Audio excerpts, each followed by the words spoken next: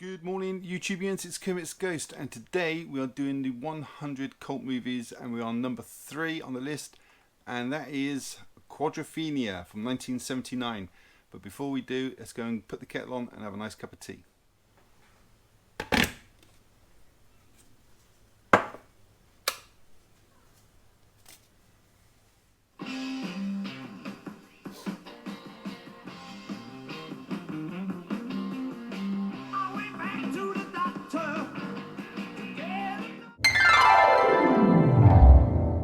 So who is in Quadrophenia?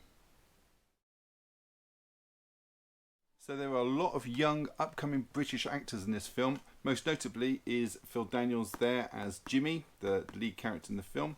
You've got Leslie Ash in this as Steph. You've got Phil Davis as Chalky, Mark Wingett as Dave, Sting, the singer, as Ace Face. You've got Ray Winston as Kevin, Toya Wilcox, the singer, as Monkey, and Michael Elphick as the father of Jimmy. The film is set in 1964, and the first hour of the movie is set solely in London. We follow Jimmy in his day-to-day habits as he lives with his mum, dad and sister. He works at an office as an errand boy. He's unhappy with his life, hangs with his friends, tries to score drugs whenever he can, and he's infatuated with a young girl called Steph. Now every year it's become tradition for mods and rockers from all over the country to come together on Brighton seafront and fight, and this is what Jimmy plans to do with his friends. So fighting between the mods and the bikers happens quite a lot throughout the film. Even before they get to Brighton, there's a lot of fighting in London. Sometimes the bikers get the upper hand, sometimes it's the mods. An hour into the film and we arrive at Brighton. That evening they decide they're going to go to a club, and Jimmy is still trying to get with Steph. We're introduced to a new character called Ace Face, played by Sting, and he's the coolest mod and everybody wants to hang around him, including Steph. And when Jimmy sees this, he tries to show off by standing on the balcony on top of the speakers, and he's promptly ejected from the club, but Steph stays there till the end and then goes home with her friends, leaving Jimmy on the beach on his own. The next morning they all meet up for breakfast, and this is where it all kicks off. Bikers turn up and the mods clash with them, and then there's fighting everywhere. They're on the streets, on the road, on the beach, in the sea. Bystanders are injured, the police are called. You've got police on horseback, in cars and in riot vans.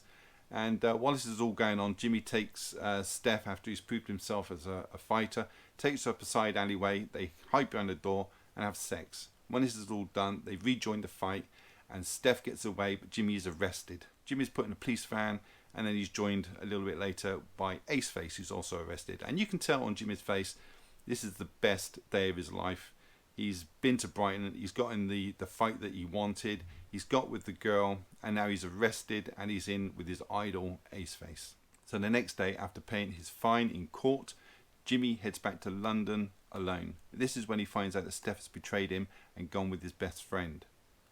Also, he loses his job, and his mother gets wind that he was arrested in Brighton and throws him out of the house. So he's lost his girl, his job and his home, all within 24 hours. So after he's been betrayed by his girlfriend and his best friend, he's lost his job and his place to stay, he decides he's going to go back down to Brighton and maybe recapture some of the glory of that weekend.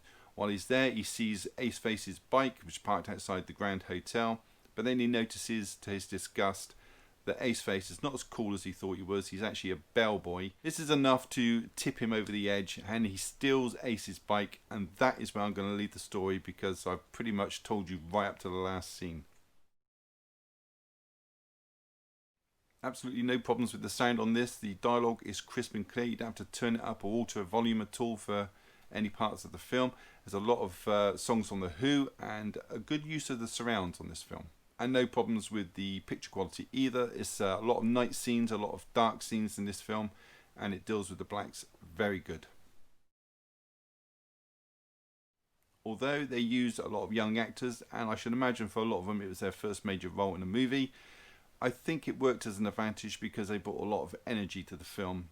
It's a 2-hour movie, and I think the pacing's good because it doesn't slack in any points, and the characters are believable, and I thoroughly enjoyed this. I would give it a good 7.5 out of 10. As a side note, if you look on Sting's bike, he's got a GS on the windscreen. I wonder if that's because his real name is Gordon Sumner.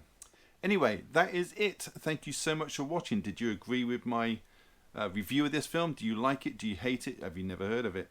Leave a comment down below. I will appreciate it, and I will get back to you, I promise. Give it a thumbs up. That really helps the channel. And subscribe if you haven't. It's all free.